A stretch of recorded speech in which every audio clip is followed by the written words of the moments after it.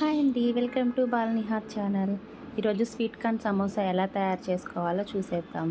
Taste అయితే సూపర్గా ఉందండి, నోట్లో పెట్టుకుంటే కరిగిపోతుంది. చూసారు కదా, చూస్తుంటేనే ఎమ్మీగా ఉంది కదా. ఒకసారి అయితే మీరు కూడా ట్రై చేసి చూడండి.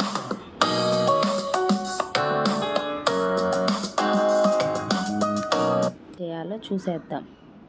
ఫస్ట్ ఒక బౌల్ తీసుకొని దాంట్లో 1.5 కప్పు మైదా వేసుకోండి. తర్వాత ఒక 1/2 టేబుల్ స్పూన్ సాల్ట్ వేసుకోండి.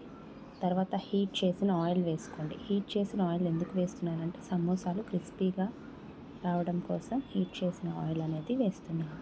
వీడియోలో చూపిస్తున్నట్లుగా బాగా మిక్స్ చేసుకోండి.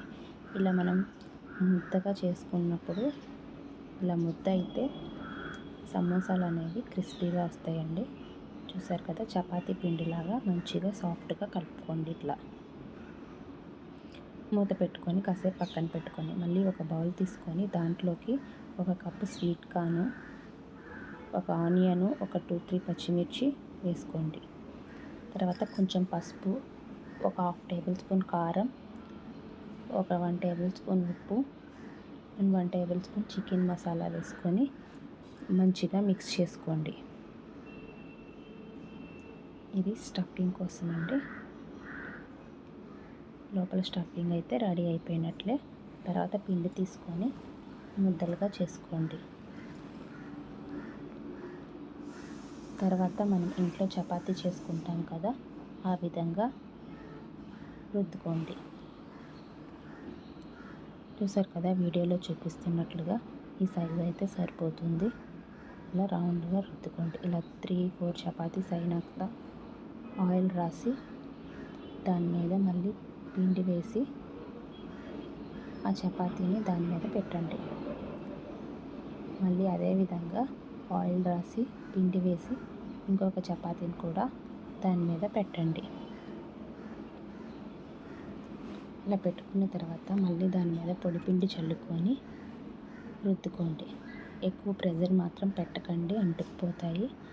కొంచెం లైట్గా ప్రెజర్ పెట్టి రుద్దుకొని ప్యాన్ వేడెక్కిన తర్వాత సిమ్లో పెట్టుకొని చపాతీ దాని మీద వేసుకోండి.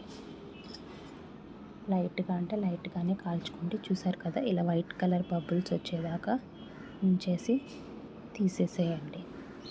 తర్వాత ఇలా లేయర్స్గా వస్తుంది.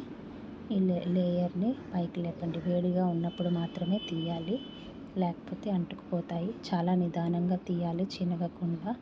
సైడ్ల మట్టి మాత్రం ఆటోమేటిక్గా చినిగిపోతున్నాయి. చూసారు కదా, వీడియోలో చూపిస్తున్నట్లుగా ఇలా లేయర్స్ తీసుకోండి. చూసారు కదా, ఇంత పలచగా అయితే ఉండాలి. తర్వాత ఒకదాని మీద ఒకటి వేసుకొని సైడ్స్ కట్ చేసేసుకోండి.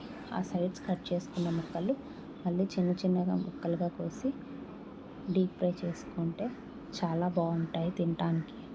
అవి మనం స్టఫింగ్లోగా వాడుకోవచ్చు. ఆప్షనల్ అండి, మీ ఇష్టం. వేసుకుంటే వేసుకోండి, లేకపోతే లేదు. ఫైనల్ లేయర్స్ అయితే రెడీ అయిపోయాయి. నేనైతే ఫ్రై చేసుకున్నాను స్టఫింగ్లో వేసుకుందామని.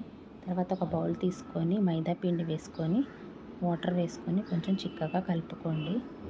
నేనైతే ఆ స్టఫింగ్లోకి అది వేసేసుకుంటున్నాను, ఫ్రై చేసుకున్నవి. ఇది ఆప్షనల్ అండి, మీ ఇష్టం. వేసుకొని బాగా కలుపుకోండి. తర్వాత వీడియోలో చూపిస్తున్నట్లుగా సమోసాని ఇలా ఫోల్డ్ చేయండి. నిదానంగా చక్కగా నీట్గా చేసుకోండి, లేకపోతే విరిగిపోతాయి. చేసి ఇందాక మనం కలిపి పెట్టుకున్నాం కదా, ఆ మైదా పిండిని రాసుకోండి అంటుకోవడానికి. బాగుంటుంది. చూసారు కదా, సమోసా రెడీ అయినట్లే. తర్వాత మళ్ళీ సెకండ్ టైం కూడా చూపిస్తున్నాను నిదానంగా. నేను ఎలా అయితే చేశానో అలా చేసుకోండి. ఇలా ఒక 6-7 సమోసాలు చేసుకున్న తర్వాత ఆయిల్ పెట్టుకొని హీట్ ఎక్కిన తర్వాత సిమ్లో పెట్టుకొని వాటిని అందులో వేసుకోండి. మంట మాత్రం సిమ్లోనే పెట్టుకోండి. లోపల స్టఫింగ్ అనేది చాలా చక్కగా ఉడుకుతుంది. హైలో పెట్టుకుంటే పైన మాత్రమే ఉడుకుతుంది. ఇలా వేసుకున్న తర్వాత గోల్డెన్ కలర్ వచ్చేదాకా ఫ్రై చేసుకోండి.